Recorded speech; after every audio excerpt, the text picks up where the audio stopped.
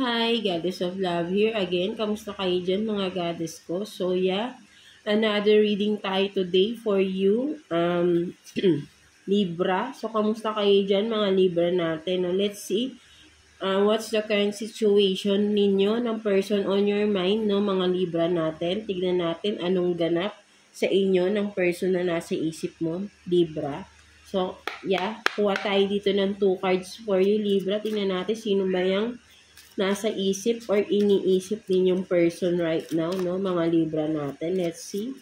2 cards for Libra, please, no?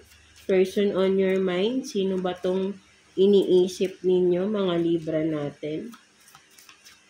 2 cards for Libra.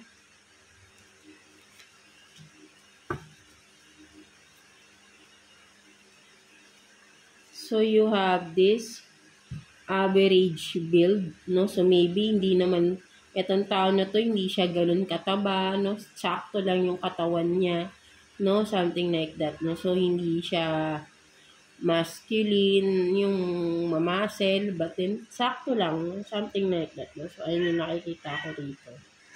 And then, freckles, no? Maybe, sabihin nating, may mga, ano siya, no? May mga,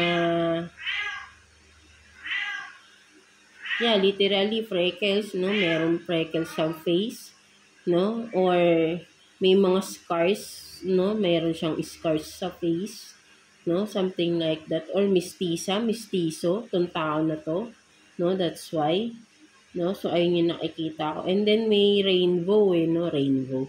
May rainbow dito, no? So, nakikita ko rito, itong tao na to, mga Libra, is ano, no? May pagkasilahis ba itong tao na to, no? Something like that, no? Pwede rin, no? Yeah, wala naman tayong gender dito, no? Pwedeng sabihin natin na, ano siya,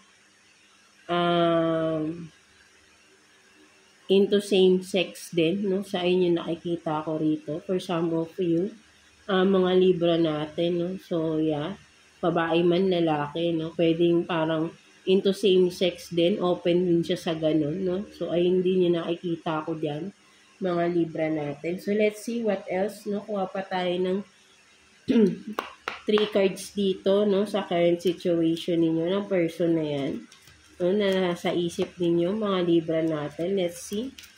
Kuha tayo ng 3 cards for you, Libra. Person on your mind. Tingnan natin. Person on your mind, no, ng mga Libra natin.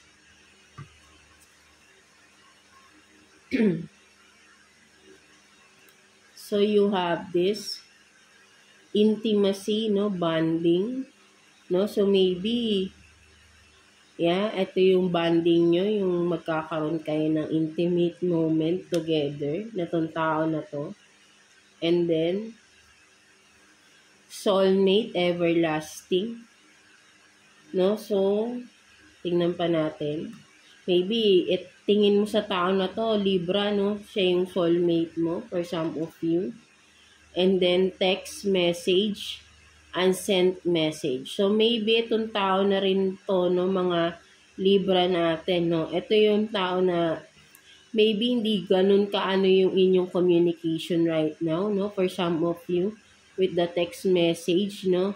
Magme-message pero hindi naman niya sinisend, no. Something like that, no. Maybe may takot mag-message, no, for some of you. Or literally, hindi kayo nag-uusap talaga ng tao na to, no? For some of you, parang no communication, no messages at all, no? Something like that, no? So, yun yung nakikita ko rito. Pwedeng gusto niyang mag-message, no? Pero, hindi niya tinutuloy, no? Na-send, no? Something like that, no? So, itong tao na to, no? So, yun yung nakikita ko rito, no? So, let's see. Kuha pa tayo ng additional messages for you, Libra. No, tingnan natin. Kuha pa tayo ng 3 cards here for you, Libra.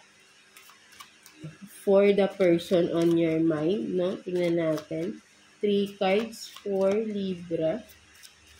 No, maybe banding nyo. Siguro, Yeah, pag nagkikita kayo, intimate kayo sa isa't isa, no? Feeling mo kasi, Libra, ito yung soulmate mo, no? For some of you. Tingnan natin. But then, parang walang communication, no? Something like that, no? So, you have this, the star, no? The star, the Hierophant, and then King of Swords, no? So, puro ano to, ha? So, this person, no, I think, no, ang nakikita ko rito, no, for some of you, maybe, committed ka sa tao na to, no, with the Hierophant, no, for some of you.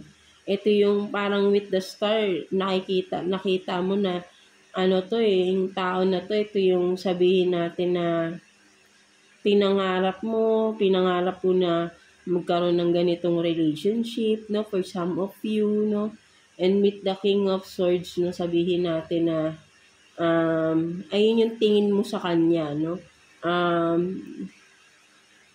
parang sabihin mo, sinusunod mo siya, no, etong tao na to, no, sinusunod mo siya, no, ayun yung nakikita ko rito, no, sinunod mo tong tao na to, no, something like that, no, mga Libra natin, no. So, pwede ring sabihin natin pinangarap mo to, pinapangarap mo, or nag-wish ka, no, wini-wish mo etong tao na to, no, na magsabi na ng totoo sa'yo. Pwede rin, no, na parang naiisip mo na itong tao na to, nagdadasal ka, na magsabi na ng katotohanan, no, something like that, kung ano man ito, no, Libra. No, so, ayun yung nakikita ko dyan, no, na parang wini-wish mo ba na magsabi ng katotohanan itong tao na to, nagdadasal ka na magsabi na ng katotohanan, no? So, let's see, kuha pa nga tayo ng additional cards regarding the person. Ano ba yung parang sinasabi mo na parang may pinagdadasal ka na magsabi ba ito ng katotohanan or something like that, no? Parang yun yung nakikita ko dyan. So, let's see. Tingnan pa natin. For Libra.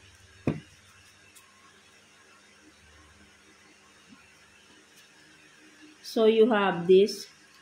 What if you can send your problems away today? No? So, tingnan pa natin. Sometimes I need help. No? And then, do not regret anything. No? So, ang nakikita ko dito, no, parang naging burden sa itong tao na to pala, no, mga Libra natin. No? Sinasabi nga rito, don't regret, no? Parang naging helpless ka sa tao na to, no? Feeling helpless, no? Parang hindi ka tinutulungan ba ng tao na to? No? Walang partnership, no, na nangyari, pero parang 'di ba yun nga nakikita ko rito, no, so parang sinasabi mo gusto mo yung katotohanan lang, no, parang ganun no, nagdadasal ka ng katotohanan, no, for some of you, and maybe yan ang nakikita ko rito kung ano yung pinagdadasal mo, no, mangyayari, no, may yung mga wishes mo or yung gusto mo na katotohanan makukuha mo, no, mga Libra natin, no. Kaya ito na, no, sinasabi sa rito yung mga burden, no. Itong burden mo, no, what if you could send your problems away today, no. Isunugin mo na, no, sinasabi rito. Na parang, or maybe sinunog mo na, niregret, kasi may regret ka na rito rin, no. Nakikita ko parang feeling helpless ka talaga sa tao na to, no. Ganun.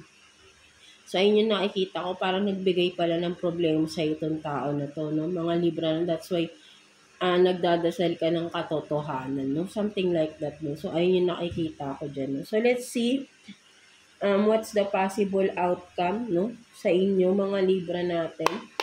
Tingnan natin. Kuha tayo ng 2 cards here for you, Libra. Possible outcome sa inyo ng tao na yan, Libra, na nasa isip ninyo. Tingnan natin.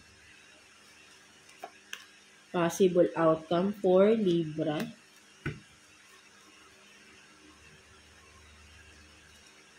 So, you have this, the Tower, and then, Knight of Cups in reverse, no? Excuse.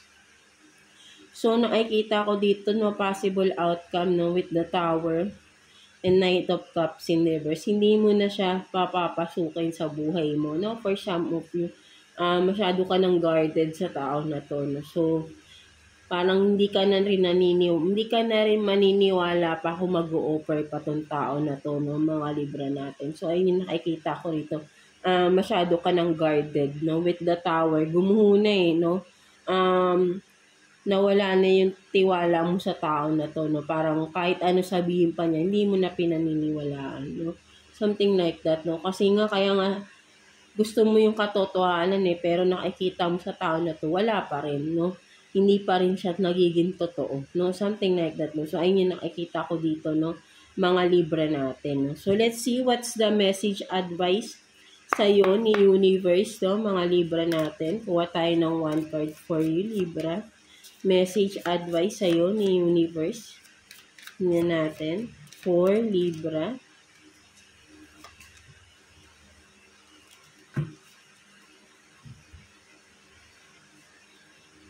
So, you have this, love is in the air, no? So, sinasabi sa'yo dito, Libra, no?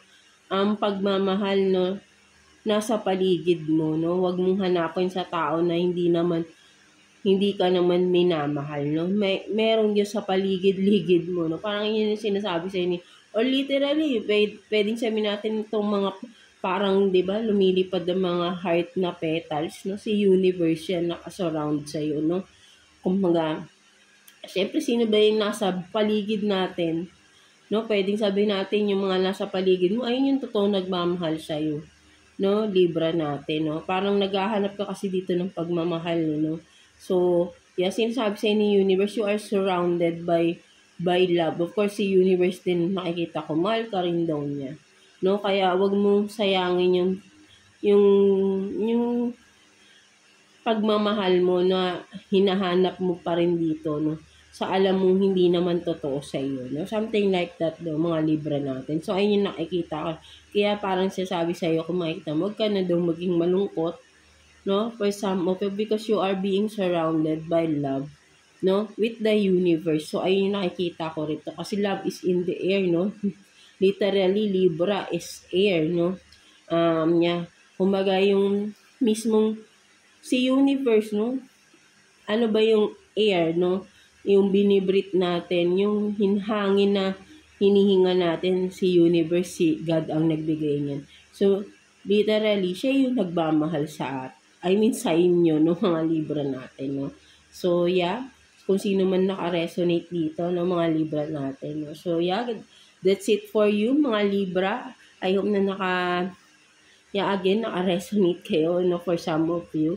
So, God bless you all and thank you for watching, Libra.